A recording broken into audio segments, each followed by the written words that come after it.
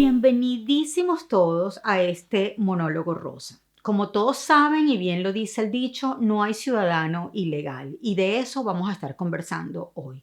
Normalmente cuando yo me siento en esta silla para conversar con ustedes, no tengo clara ni por dónde un guión preestablecido de las cosas. No sé por dónde voy a empezar, no sé dónde voy a terminar. Sé que hay algo de lo que les quiero hablar y en esta oportunidad tengo muy claro que quiero compartir con ustedes una historia muy importante, un capítulo importante de mi vida, pero más que en ninguna otra ocasión no tengo idea de por dónde me van a llevar los vericuetos el cuento, de este cuento que tiene muchas ramificaciones y tiene muchos pequeños pormenores y intríngulis que espero poder eh, ir articulando de la mejor manera posible. Para ponerlos a todos en contexto, yo llegué al Reino Unido en el año 2008. Tengo ya casi 13 años viviendo en este país. Llegué a la ciudad de Cardiff, que es la ciudad capital de Gales, y llegué con mis dos hijos y quien en este momento es mi ex esposo. Mis hijos Marcela y Santiago, que hoy en día son dos seres bellísimos, humanos, hechos y derechos, pero que cuando llegaron tenían 9 y 8 años respectivamente, o 9 y 7, porque ellos se llevan casi dos. En todo caso, la historia es que yo en Venezuela crecí toda mi vida en la ciudad de Caracas. Soy hija de dos personajes fascinantes, Tecla Tofano y Alfredo Chacón. Mi mamá murió, mi papá está vivísimo y coleando. Y recibí, la verdad, una educación súper privilegiada. Viví en una circunstancia de mucho amor y de mucha acogida cultural, tuve oportunidades grandiosas y todo lo que les voy a contar estoy muy consciente que lo cuento desde el privilegio de haber tenido años de formación fundacional muy bien constituidos, en donde no hubo pensamientos progresivos desde el punto de vista intelectual, hubo apoyo emocional y hubo todo lo que uno necesita para formarse como un ser humano consistente y fundamentalmente generoso, bueno, con buenas intenciones, etcétera. Cuando llegué al Reino Unido, en Venezuela ya las cosas se estaban empezando a poner difíciles, pero yo había tenido muchísimas oportunidades y había logrado una carrera periodística formidable, casi siempre inspirada, o yo diría 100% inspirada en darle cobertura a cosas relacionadas con el medio del entretenimiento, lo que llamamos en español o en Venezuela información de color. Y en el año que yo decido venirme, que nosotros como familia decidimos venirnos, ya las cosas con el gobierno de Chávez se habían estado empezando a poner demasiado polarizadas y demasiado orientadas a lo político y a lo económico.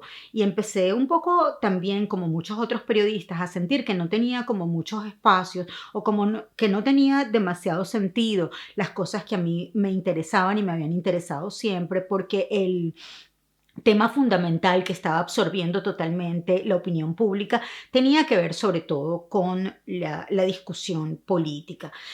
En el año 2008, cuando decido venirme, yo estaba haciendo radio en la radio del Ateneo de Caracas todos los días de la semana, pero ya habían cerrado RCTV y allí había tenido la oportunidad de trabajo, digamos, hasta ese momento, de mayor exposición desde un punto de vista popular. A lo largo de toda mi carrera, antes de eso había trabajado en Entertainment Television y había hecho simultáneamente radio, prensa y televisión. Llego a este país con la mejor de las disposiciones, súper optimista, con muchas ganas de aprender inglés y con la intención de vivir aquí solo 2 años. Mi ex esposo se había ganado una super beca para hacer una maestría en periodismo internacional y mientras hacía la maestría íbamos a estar todos aprendiendo inglés, pero además íbamos a vivir un año adicional después de la maestría. Como las cosas en Venezuela se empezaron a poner cada vez más complicadas, cada vez más difíciles.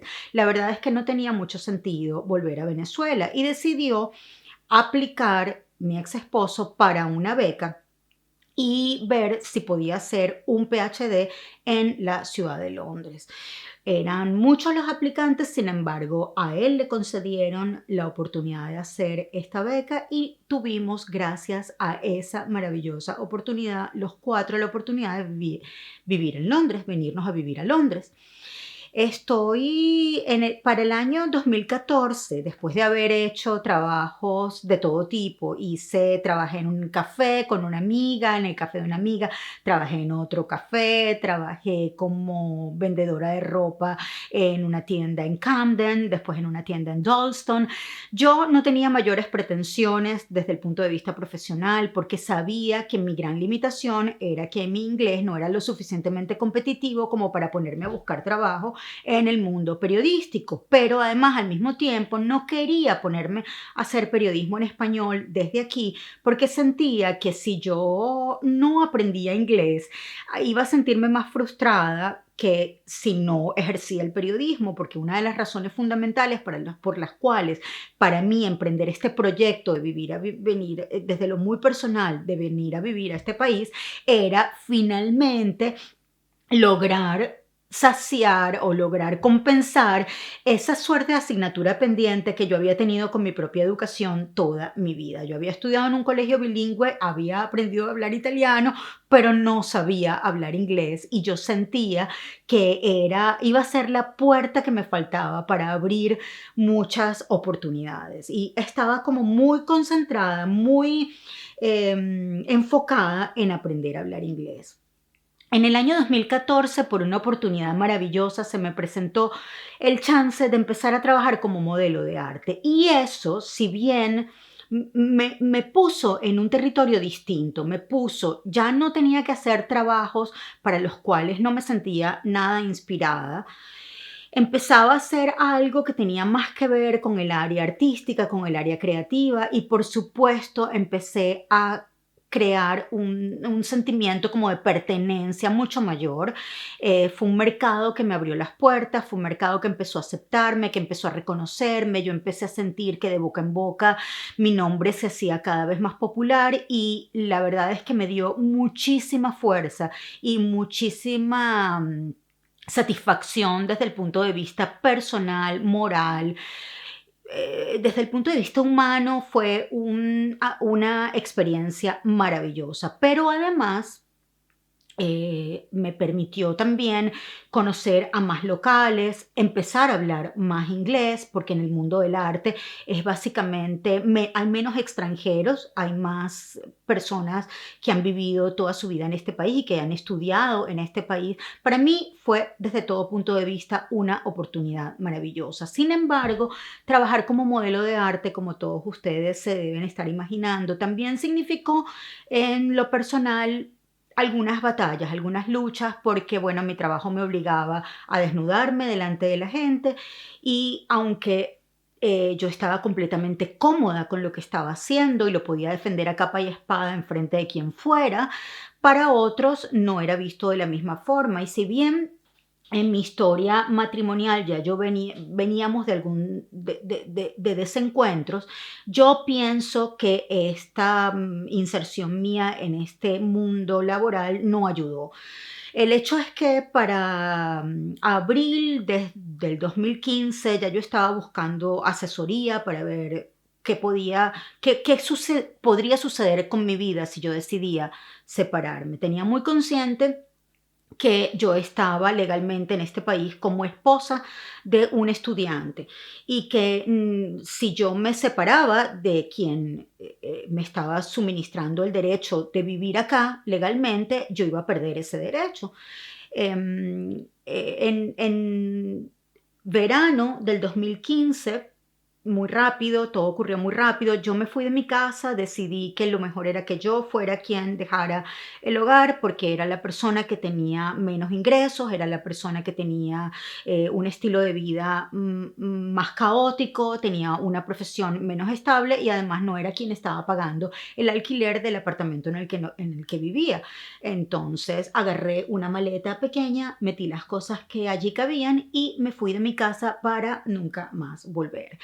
Eso fue en verano del 2015. Ese verano, mis hijos y mi ex esposo viajaron a Venezuela y eso fue para mí la confirmación absoluta y definitiva de que lo que nos estaba ocurriendo no tenía vuelta atrás. Era la primera vez que viajaban sin mí, mis hijos, pero además también era la primera vez que viajaban a mi país sin que yo pudiera acompañarlos. De hecho, yo no he vuelto a Venezuela desde la última vez que fui a Venezuela. Ellos fueron después, como les cuento, en el 2015. Yo la última vez que fui fue en el 2013 y sabía que por la circunstancia que estaba decidiendo atravesar en mi vida, quién sabe cuándo pudiera volver, no solo por las circunstancias específicas de Venezuela, sino porque además quién sabe en qué momento yo iba a poder tener los recursos económicos como para permitírmelo. En todo caso, a finales de ese año 2015, entre octubre y noviembre, tengo muy mala memoria para los recuerdos que no me traen felicidad. Yo tenía que introducir mi solicitud de visa, una nueva solicitud de visa, pero por primera vez esa solicitud de visa la iba a hacer por cuenta propia y no como una familia. Hasta ese momento, todas las solicitudes de visa que se habían hecho habían sido con la asesoría de abogados y todo lo había gestionado de forma más protagónica mi ex esposo. En ese momento, a mí me tocó hacerlo por cuenta propia y para quienes me conocen desde un punto de vista más cercano, saben que yo para las cosas logísticas y para las cosas legales soy tremendamente torpe. Me cuesta entender las cosas demasiado técnicas, me hacen sentir además un poco intimidada y me hacen sentir pequeñita, pequeñita porque siento que no entiendo nada, que es como un mundo complejísimo cuando al final, como todo, lo que hay es que sentarse y resolver, pero esa es un poco la sensación que yo siempre he tenido enfrente de los asuntos legales. Total es que para introducir esa solicitud de visa, yo no solo necesitaba hacerme diestra en algunos asuntos en los que no era muy diestra, sino que además no podía pagarle a nadie para que me ayudara porque no tenía ingresos estables, estaba pagando la habitación en la que vivía, transporte y comida lo mínimo y trabajando de lunes a domingo, todos los días de la semana, todas las horas que el cuerpo aguanta, no estaba logrando hacer dinero extra como para, por ejemplo, introducir esa solicitud de visa que costaba como £1,000 que había que solamente pagar para introducir la visa. Eso no te garantizaba que te la fueran a dar.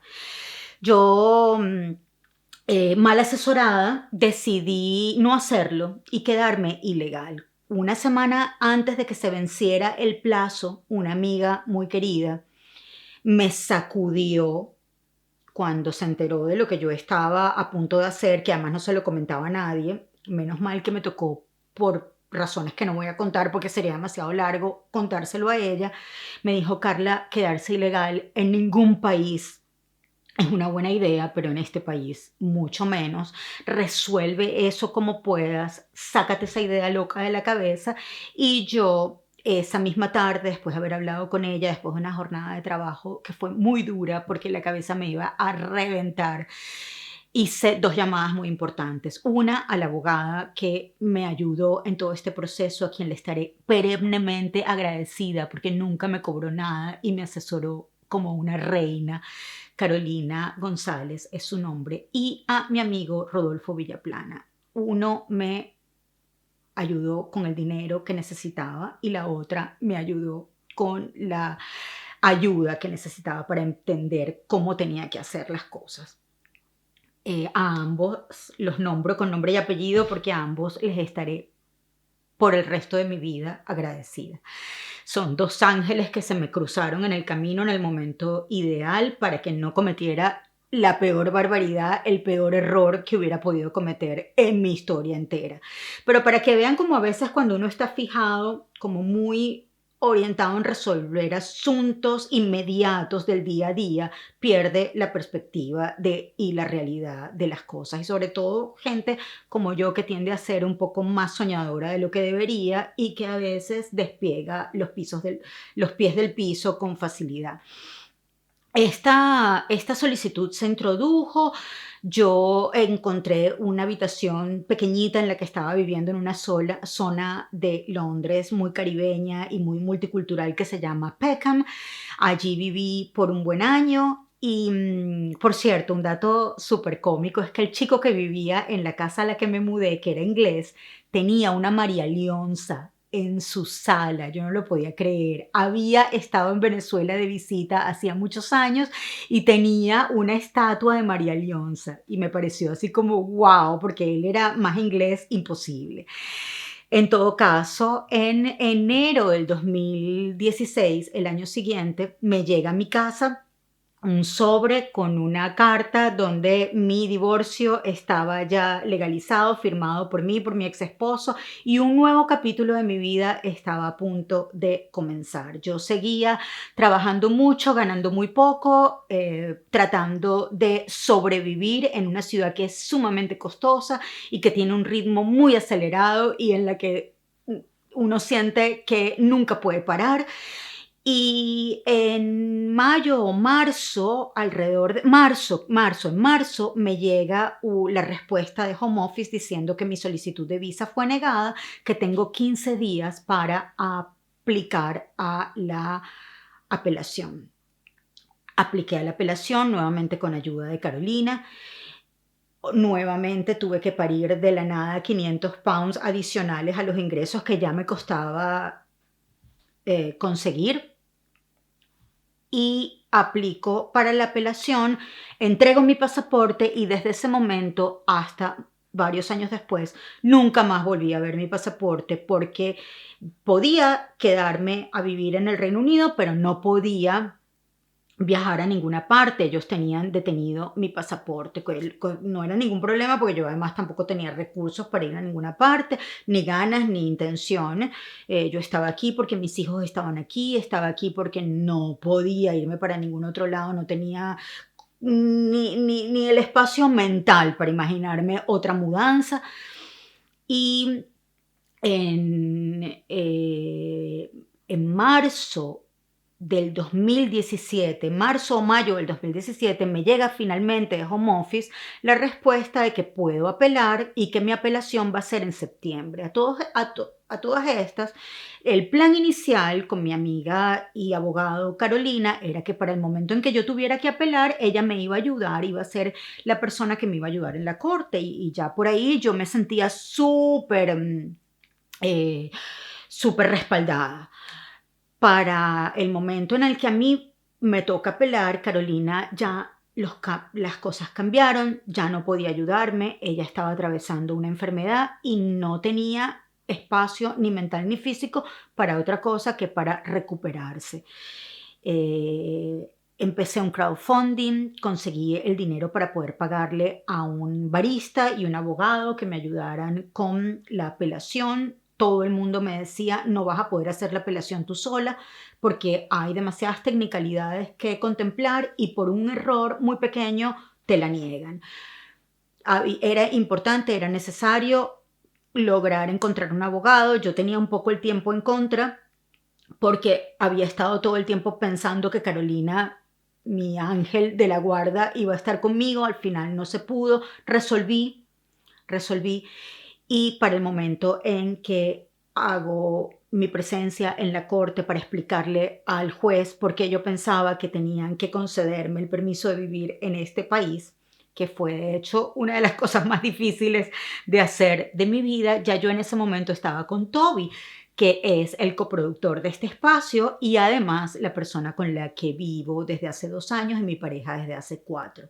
Gracias a su respaldo estoy segura que fue fundamental porque el juez, al verme en pareja con un inglés, para los jueces en estos casos es como muy importante ver cómo ha sido tu proceso de adaptación, no solo a la lengua, sino a la cultura.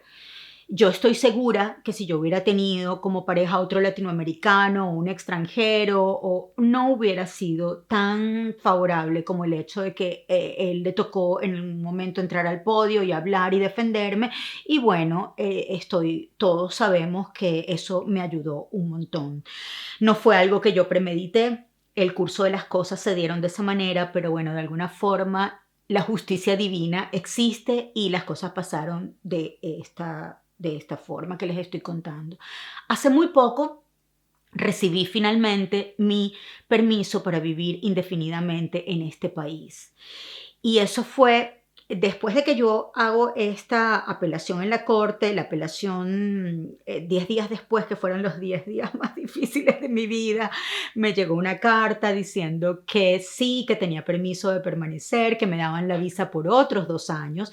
Durante esos 2 años, ya yo estaba pensando, ok, next step, el próximo paso, ¿cuál va a ser? El próximo paso más lógico era aplicar a el permiso indefinido de vivir en este país, que era un trámite más bien un poco más burocrático, ya lo más crucial lo había atravesado. Sin embargo, también un trámite sumamente costoso, casi 2.000 y pico pounds es lo que cuesta, probablemente más. Y también tengo mala memoria para la plata, para los gastos. Y al final, hace muy, muy, muy poco, yo recibí esa tarjetita que te da Home Office, donde te permite, dice que tengo permiso para vivir indefinidamente en este país. Y ustedes no se imaginan lo que eso significa para mí. Yo viví jornadas laborales de 24 horas, 12 horas de día y 12 horas de noche trabajando en un club, colgándole los abrigos a la gente en un en los armarios, en el cloakroom, para que pudieran ir y bailar y divertirse. Cosas que en mi vida se me hubiera ocurrido que me iba a tocar vivir y que me parecen fabuloso que me haya tocado, porque me enseñaron a muchísimas cosas en relación al valor del dinero, en relación al valor de la vida, en relación a mi propia fuerza física y emocional, pero que son cosas que solo vive quien en algún momento de su vida se siente desafiado por la realidad. Yo, por ejemplo, hice un trabajo para una universidad en Londres y ellos no me pagaron porque supuestamente yo estaba en trámite, todo estaba en trámite y no estaba aquí legal, y después, unos años después, me enteré que fue injusto, que tenían que haberme pagado, pero yo me sentía tan frágil y me sentía moralmente tan condenada por todo el mundo que no me atrevía a levantar la voz, no me atrevía a reclamar. Lo dejé así, nunca más quise saber de ese dinero.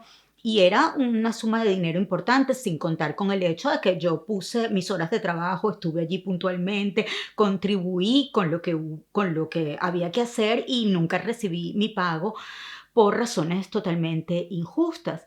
Eh, Pienso que cuando, por ejemplo, me mudé de una habitación a otra, era tenía mucho miedo porque el tipo de trabajo que hacía, mucho del dinero que ganaba era en negro, me lo pagaban en cash, y todo el tiempo sentía como que como moviéndome en arena movediza, como que cualquier cosita que se medio saliera de lo previsto me iba a completamente desbalancear, tanto que me iba a quebrar.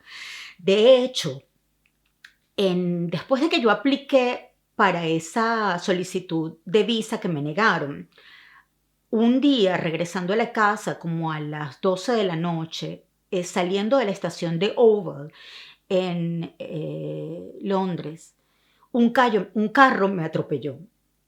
Yo estaba tan obsesionada pensando en el dinero que tenía que hacer para pagar las cosas que tenía que pagar, y pensando en este loop como súper yo no proyectaba una energía negativa ni nada en ese momento, pero tenía una constante preocupación, un loop de interno como de hámster en el wheel, ¿no? El hámster en la rueda, siempre maquinando cómo iba a ser para lograr resolver problemas inmediatos de primera necesidad.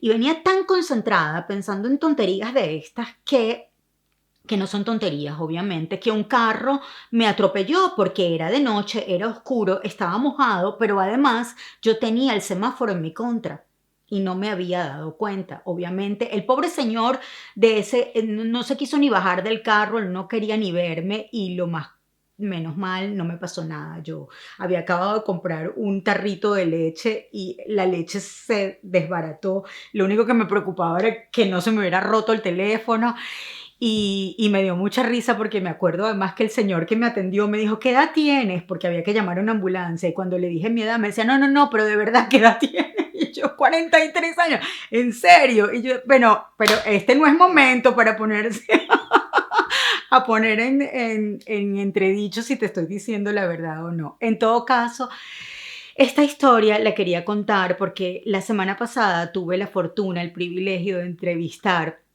a una historiadora, editora, escritora y además activista social que se llama Yael García. El 2015, el mismo año en el que yo estaba atravesando las decisiones más importantes de mi vida, el año en el que me pasó todo, incluido este accidente de tránsito que les estoy contando, eh, ella también le fue negada la visa en 2 oportunidades, estando casada con un británico, hizo una huelga de hambre en la embajada de británica en Ciudad de México. Y escuchar su historia y escuchar por qué ella piensa que todos o todas deberíamos contar nuestras historias y legitimar nuestra voz y hacer de nuestras voces el vehículo para entrar en contacto con el otro y decirle: "Aquí estoy".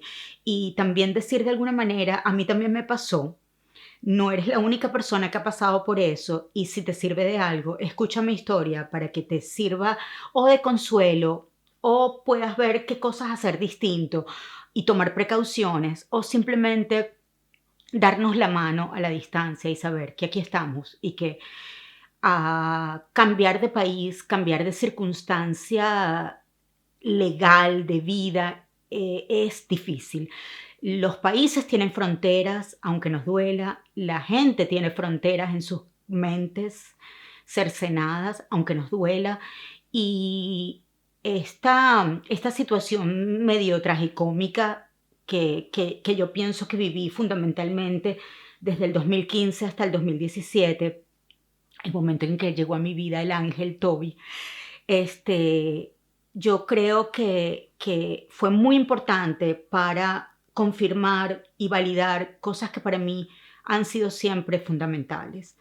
Que tener buenas intenciones es importante, que trabajar duro a pesar de tus debilidades y apoyándote en tus fortalezas es importante, y que nadie es ilegal.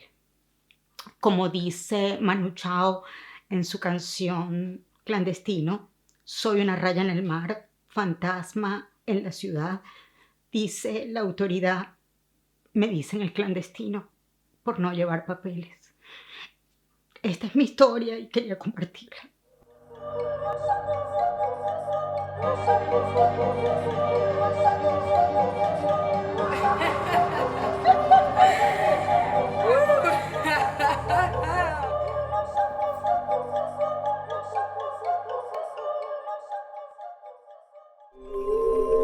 Muchísimas gracias por acompañarnos hasta este momento. Esperamos que lo hayas disfrutado. Para nosotros, obviamente, ha sido un placer y un honor. Y quisiera sugerirte que pasaras por mi sitio web para que puedas disfrutar de todo el contenido que allí publicamos regularmente en el blog y en la galería de fotos. Suscríbete a este canal si no lo has hecho aún y dale a la campanita para que te puedan llegar las notificaciones de todas nuestras publicaciones regulares. Y obviamente disfruta del resto de la programación que hacemos para ti con amor, con respeto y con todo el cariño posible.